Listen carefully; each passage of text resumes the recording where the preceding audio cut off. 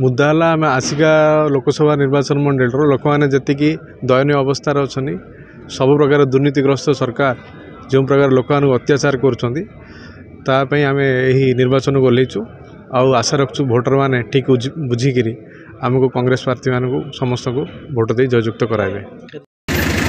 धन्यवाद। ग्राम समस्त युवक भाई माने समस्त को मोर अनुरोध यही स्वाभिमान माटीर स्वाभिमान नेता देवकांत शर्मा को हाथ चिन्ह रे मोहर दे जययुक्त करवा विपुल संख्यार जययुक्त करवा आपण मन को अनुरोध करियोची।